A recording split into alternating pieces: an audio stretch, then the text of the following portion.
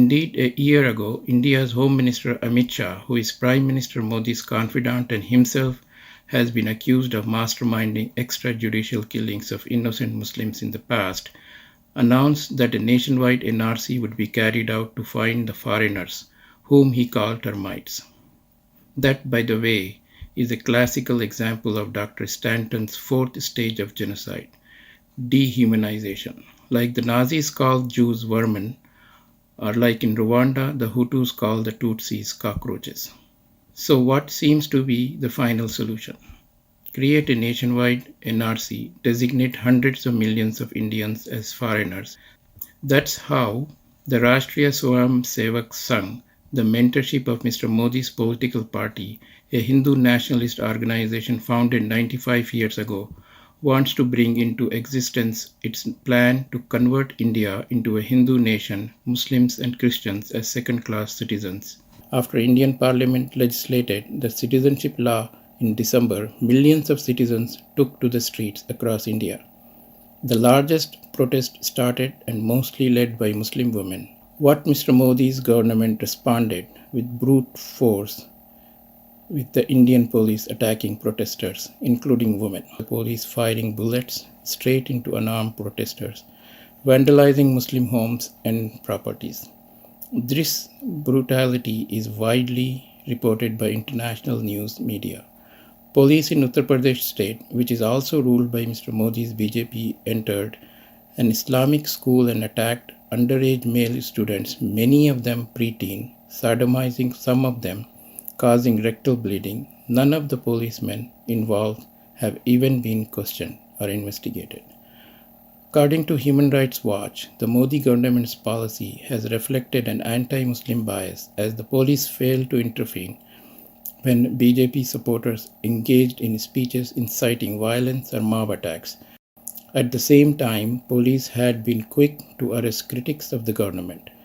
During the protests against the citizenship law, when BJP-affiliated groups attacked protesters, the police did not intervene.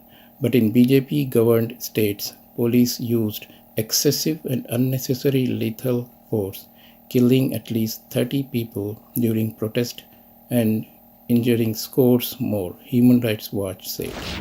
The ascension of Mr. Modi to India's prime ministership has brought India's 200 million Muslims close to a genocide.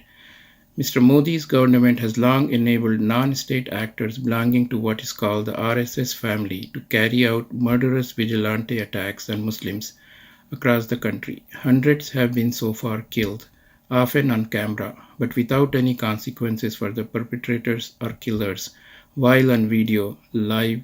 In fact, in incident after incident, BJP leaders have immediately came in defense of the perpetrators, creating a groundswell of public support through social media and other means for the killers and against the victims. Blaming the victims, yet another stage of genocide being fulfilled in India during the Modi regime. It is commonplace to read about one after another group of men accused of lynching Muslims being acquitted by the Indian trial court, citing lack of evidence, primarily because the deliberate misinformation in the initial reports by police making it easy for district attorneys to sabotage the prosecution. The days when President Trump was hosted by India's Prime Minister Narendra Modi, not too far from the venue, organized mobs affiliated by his party BJP or its mother organization RSS went on a rampage and killed 50 people. This was in February of this year. Farul Islam Khan, a globally renowned and respected 72-year-old Muslim scholar who recently been chairman of the Delhi Minorities Commission, a statutory body. While still in office, Mr. Khan led a professional team to investigate the anti-Muslim violence in February in Delhi.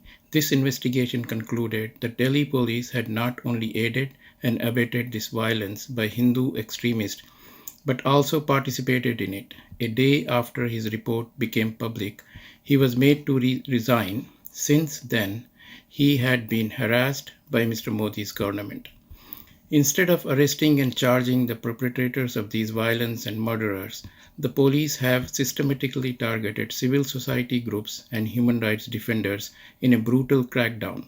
More than 1,000 Muslims, including students, professors, civil society leaders, and innocent Muslims have been arrested and accused of carrying out the violence against themselves, whereas those who publicly incited the violence are roaming free.